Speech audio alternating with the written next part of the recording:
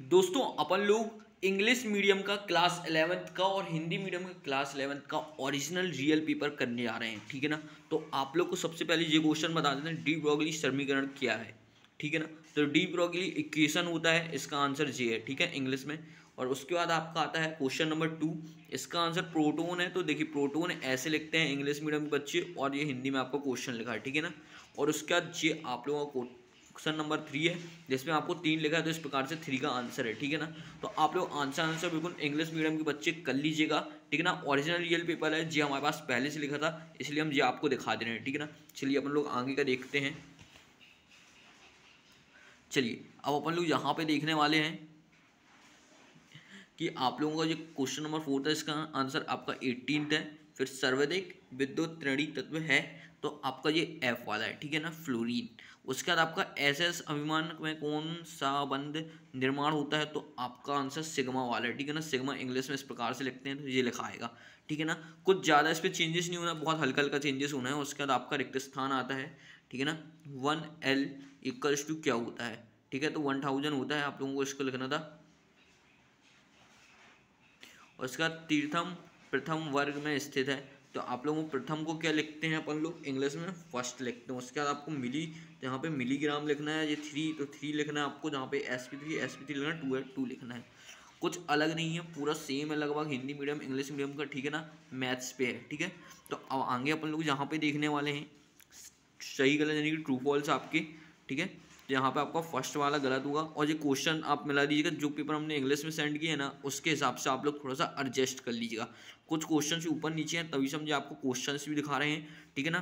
और पूरा करेक्ट है, ओटी पूरी करेक्ट है, आप लोग इस पर बिल्कुल भी शक मत कीजिएगा। इंग्लिश मीडियम वाले बच्चों को भी हम ओटी दे रहे हैं, ठीक है।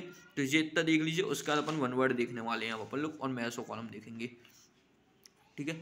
तो आप लोगों का जहाँ पे ये हो जाएगा बी एफ अड़ू ऊ जाति एफ के है, तो ये आपका रॉन्ग है। और BSL2 वाला भी आपका सही है, ठीक है। अब अपन लोग सही जोड़ी देखने वाले हैं, यानी कि मैथ्स कॉलम देखेंगे, ठीक है। इंग्लिश मीडियम हिंदी मीडियम, ये 3 अनुबंध, ठीक है। आप लोग इस प्रकार से इसके सिर्फ नंबरिंग याद कर लीजिएगा आप लोग, ठीक है।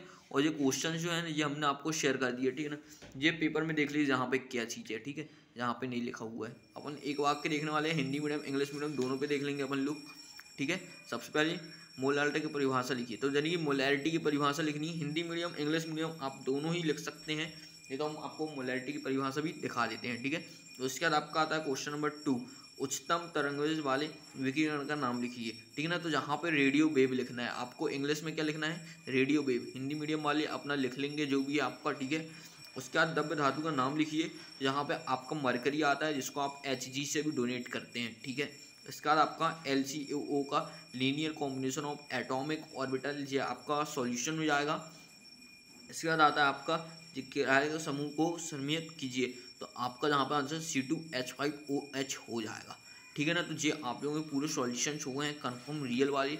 आप लोगों को पूरा पेपर हमने शेयर कर दिया है। अब आपको इंग्लिश मीडियम में यदि क्वेश्चन आंसर्स भी चाहिए हैं, तो आप लोग कंप्लीट कर लीजिएगा और दे दीजिएगा। तो ये आप लोगों की देखिए इंग्लिश मीडियम में भी सॉल्यूशंस कंप्लीट हो गए हैं। कुछ ज़्यादा इस पर था नहीं ऐसा बताने वाला, आप लोग कर सकते थे, तब भी हमने जो आपको बता दिया है इंग्लिश मीडियम में, ठीक है। तो आप लोग इतना कर लीजिए। अब अपन लोग अगली वीडियो में देख लेंगे क्वेश्चंस आंसर्स, नहीं तो हम टेलीग्राम में कर देंगे। टाइम आप लोगों के पास बहुत कम बचा है। आपने चैनल को सब्सक्राइब नहीं किया है, चैनल को सब्सक्राइब करके बेल आइकन को प्रेस कर दीजिए। अब अपन लोग मिलेंगे अगली वीडियो पर।